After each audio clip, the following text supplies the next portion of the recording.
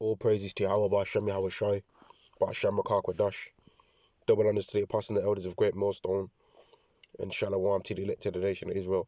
This is going to be a lesson that I was just talking about in my previous lesson by how mighty men even shouldn't boast in their might, alright? Because no matter how tough a man thinks he is, man, there's always another level that things can be taken, alright? So in this video, what I've got lined up here is UFC fighters, like professional UFC fighters that are going to train, like go into hand-to-hand combat, like fake fights to the death using imaginary, like toy weapons, fight to the death to see how they fare against Marines. And what you're going to see anyway. I'm going to play it.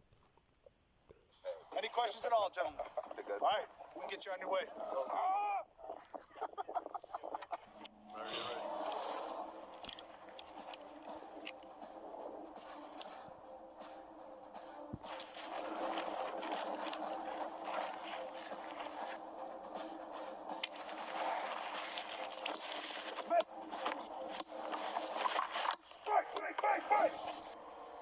All right. Now, imagine those things were swords that they just had then, and that man, that UFC fighter, would have literally got his head chopped off, man.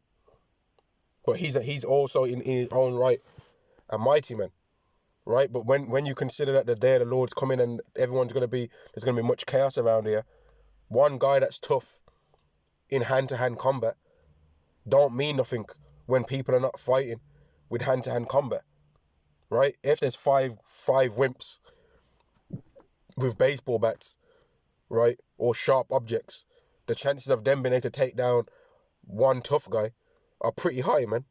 Because while his attention's on one, another one will be able to just hit him from behind. And that's why trusting in your own flesh and in how tough you are in this society is pointless. And if you carry on watching this, which I'm not going to play any more of it because I don't want the video to be flagged or nothing like that, but if you play a bit more of this, one of the UFC fighters says that he had 4 fights in this type of manner and he didn't win any of them. And then they even did scenarios where they did 2-on-1. So they did 2 of these Marines against 1 UFC fighter. And then the UFC fighters was losing when it came to these battles with weapons, man. They was losing. But these UFC fighters, more than likely, in a hand-to-hand combat fight with these guys, would have been able to win. And then even these Marines that were good with these weapons of warfare, with these weapons, right, they'll be able to lose to another guy with weapons. And then that guy will be able to lose to something else. And then that man, whoever the toughest man is, won't be able to defeat a tank. And a tank can't defeat an ICBM. And the ICBMs ultimately cannot defeat Yahweh Ba'ashem Yahweh Shai. And that's why it's better to trust in Yahweh Ba'ashem Yahweh Shai. And I'm going to read it. This is Jeremiah chapter 9 and verse 23. Thus saith the Lord, let not the wise man glory in his wisdom, neither let the mighty man glory in his might. So we ain't supposed to glory in how tough we are. Let not the rich man glory in his riches, but let him that glorieth glory in this, that he understandeth and knoweth me, that I am Yahweh, which exercise loving kindness, judgment, and righteousness in the earth. For in these things I delight, saith the Lord. Behold, the days come, saith the Lord, that I will punish all them which are circumcised with the uncircumcised, Egypt and Judah. Egypt. Let me take this off the screen. Egypt and Judah and Edom and the children of Ammon and Moab and all the utmost corners that dwell in the wilderness. For all these nations are uncircumcised and all the house of Israel are uncircumcised in the heart. So everyone that trusts in whatever they trust in, outside of trusting in the Lord, Yahweh is going to test people, man. He's going to make people have to prove that what they was claiming that and putting all their boasting was worthwhile boasting in. And it's all going to be found to be nothing, ultimately, at the end of the day. And that's why it's best for us always to just trust in Yahweh Ba'ashem Yahweh Shai, man. Because Yahweh is always the same. Anytime we're messed up in the spirit or whatever, and we turn and open up our scriptures, it's always going to be the same what we're reading there to comfort us. Whereas the things in this world, it's not always going to be the same.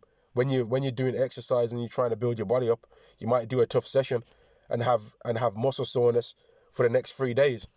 And if you've been out of training for a long time, you might have muscle soreness for a whole week. I remember there was a Mike Tyson video where he said after he'd like been out of training for a long time, he tried to do some of the sessions that he did back when he was champion, and he was in bed. He was bedbound for a whole week, man. And he's a mighty man too, but he was bedbound for a week after doing one of them training sessions that he used to do in the past. There's only so long in this weak flesh that a man can fight for, man, and that's why it's better to just trust in Yahweh Ba'Shem Yahweh Shai.